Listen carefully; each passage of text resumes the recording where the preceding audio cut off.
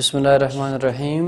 السلام علیکم ګرانو زده کوونکو، ګلالیو، ماشومانو، د نن ورځې درس ته هم ښه راغلاست. زه صفي الله حکیمي یم، ستاسو د ساینس استاد. موږ او تاسې به نن د ذایقې خوند ستاسو د کتاب نهمه پاڼه او پنځم لوست به ولولو. موږ تر دې دمه پورې د په مخکیني درس کې د شامه یا د بویولو حس په باره کې غږېدلی وو. نو تاسو په یاد دی چې موږ تاسې په شامه یا بویولو حس کې څه لوستلی وو؟ ښه، موږ تاسې په تېر لوست کې شامه یا بویولو حس کې موږ تاسې ولوستل چې موږ تاسې د پزل له طریقې نه کولی سو چې بویونه حس کړو که نه. مختلف بویونه کله چې یو مواد مثلا یو ګل یا خوړو یا خواړه هغه د کیمیاوي مواد هغه کېږي په هوا کې نشر کېږي، بیا هغه راځي د واړه اجزاوې راځي، بیا موږ تاسې په پزه کې کیني. هلته بیا موږ تاسې پوهېدلی سو چې دا کوم مواد دي چې دا کیمیاوي مواد ترې نشر کېږي. نن به موږ تاسې د ذایقې خوند د ذایقې یا د خوند حس په باره کې وغږېږو. ښه، مخکې له دې نه تاسې دغو پوښتنو ته ماته ځواب راکئ. ښه غوږ ورته ونیسئ. د خوړو د خوند په پېژندلو کې د بدن کوم غړی ارزښت لري؟ پوهېږئ چې کوم غړی د ذایقې په پېژندلو کې موږ ته مهم او اړین ده؟ ډېره اسانه ده. موږ تاسې د ذایقې د خوند د حس د حس کولو لپاره موږ تاسې د ژبې اهمیت ډېر زیات ده. موږ تاسې د ژبې په واسطه کولی سو ذایقه او یا خوند حس کړو. صحیح ده؟ موږ تاسې په دې کې ښه ډېر وغږېږو. دویم پوښتنې ته غوږ ونیسئ. ولې ځینې خواړه له ځینې نورو خوړو څخه زیات خوښوي؟ ولې ځینې خلک بعضې خواړه خوښوي، بعضې مختلف خواړه خوښوي؟ ځواب لرئ ورته؟ دې ته به زه درس مو شروع کړو، ښه په تفصیل سره د سوال ځواب تاسو درکړم. بل سوال، آیا ژبه د خوړو په خوند باندې له پوهېدو پرته کومه بله دنده هم لري؟ کومه بله دنده ژبه لري که نه لري؟ اوه، معلومداره ده. ژبه د غږېدو په غږېدو کې موږ تاسو سره ډېره زیاته مرسته کوي. د حروفو په تلفظو کې موږ تاسو سره ډېره زیاته مرسته کوي. راځئ چې ښایي خپل درس هم اوس دوه پوښتنو نه وروسته شروع کړو. ښه، متن زه لولم، تاسې په لوړ اواز د ځان سره ولولئ. صحیح ده؟ ښه غوږ ورته ونیسئ. د ژبې په وسیله د خوراکي موادو خوند حس کېږي. ژبه د ترخو، تروو او خوږو د پېژندلو قدرت لري. د غذایي موادو خوند د ژبې په وسیله معلومیږي. ژبه غوښنه او بیضوي شکله عضله ده چې د خولې او غاښونو ترمنځ پرته ده. ژبه په خولې کې پرته ده او ډوډۍ د ژوولو په عمل کې له غاښونو سره مرسته کوي. ژبه د خبرو وسیله ده. موږ باید خپله ژبه د ډوډۍ د ژوولو په وخت کې د غاښونو له چیچلو څخه وساتو او د ډېرو ګرمو خوړو څخه ډډه وکړو. ښه، د نن ورځې موږ تاسو درس د ذایقې د حس په باره کې ده. موږ به نن تاسې لولو چې د ذایقې یا د خوند حس موږ تاسو ته څه ګټې رسولی سي او څرنګه موږ دا خوند یا حس کولی سو. د تعریف کې موږ لولو چې د ژبې په وسیله د خوراکي موادو خوند حس کېږي. موږ تاسې کولی سو د دغې ژبې په واسطه څه وکړو؟ دا خوند حس کړو. ژبه څو برخې لري. صحیح ده؟ زه اوس تاسو ته په بل تصویر کې درښیم چې هره برخه بیل وظایف لري او بیل خوندونه حس کولی سي. صحیح ده؟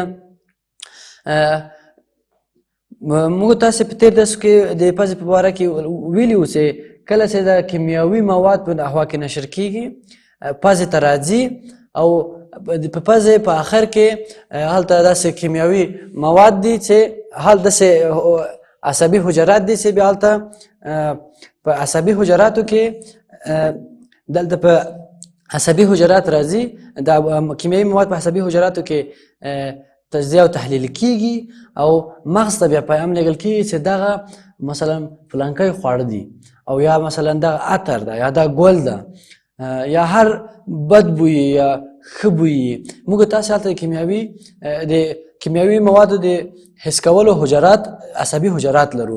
همدغسې دا ژبه چې ده ژبه همداسې حس ګرونه لري. صحیح ده. کله چې موږ تاسې یو خواړه خولې ته وراچوو موږ تاسې بیا کولی سو د همدغې ژبې په مختلفو برخو په واسطه باندې هغه خواړه باندې پوه سو چې دا کوم خواړه دي. صحیح ده.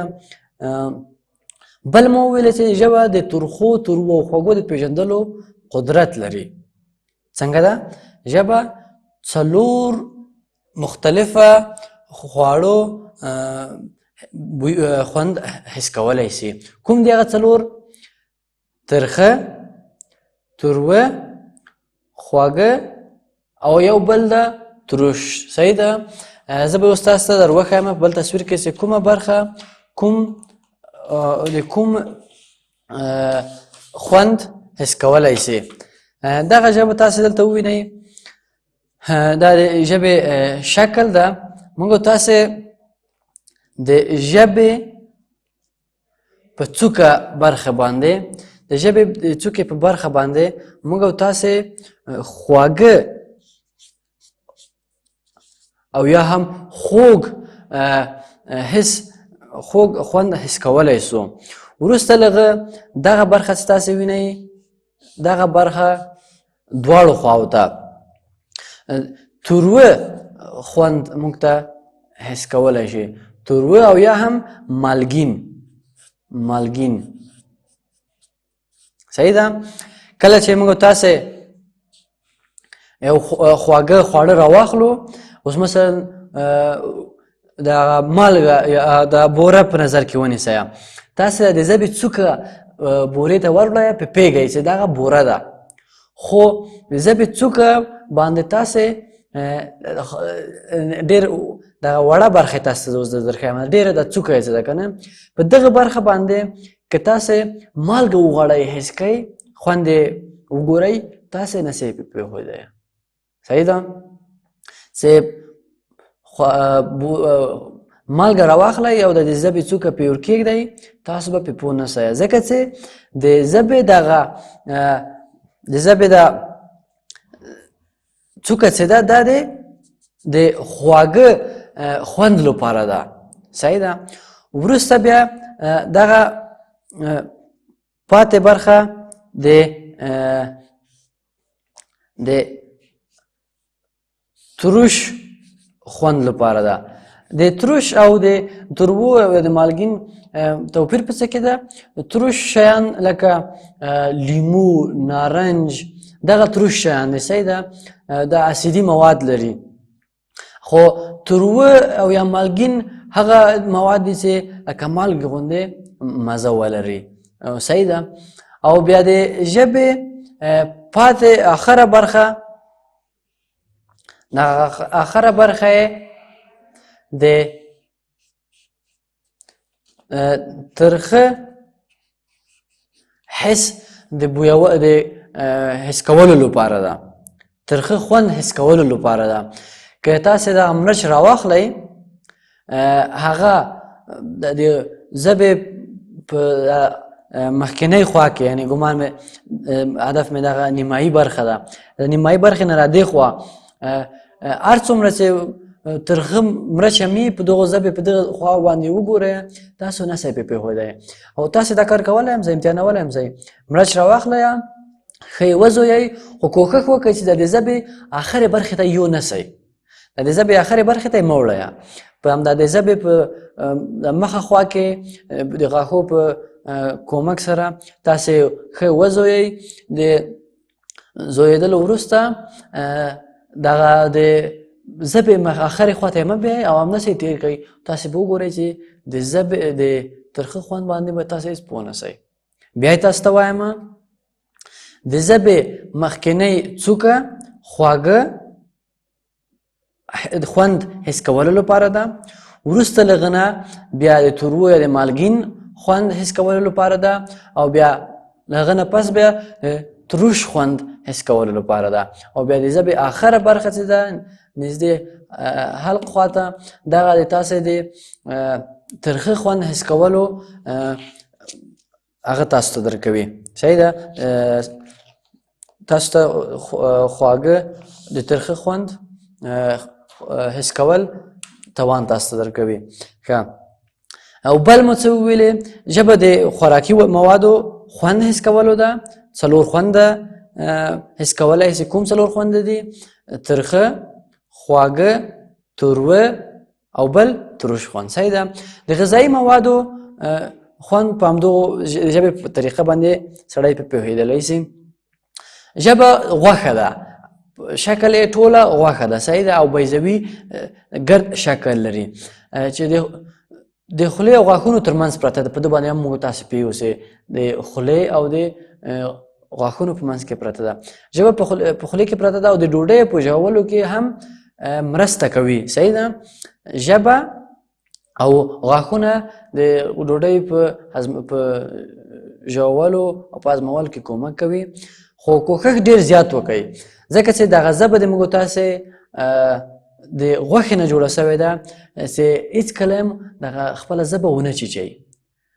ډېر داسې خلک شوي دي چې فکر یې نه وي، د خپله ژبه یې ډېر په هغه چیچلي او ژبه یې ورته قطع شوي. ډېر فکر ورته ونیسئ چې داسې کار تاسې ونه کوئ. یو تکرار بیا هم تاسو ته کوم، لنډیز د درس څلور خونده موږ تاسې په ژبه باندې حس کولی شو. موږ تاسې ژبه د خوند د حس کولو وسیله ده، او موږ تاسې له ژبې نه د خوراکي موادو د ژولو لپاره ګټه ترې اخلو، او ژبه غوښینه او بیضوي شکل لري. د نن ورځې درس ته هیله ده چې زده کړی مو وي. تاسې په خپلو کورونو کې ارزونه هم تاسو خپلو کورو کې حل کړئ، کورنۍ دنده مو هم له یاده ونه وځي. د الله په امان.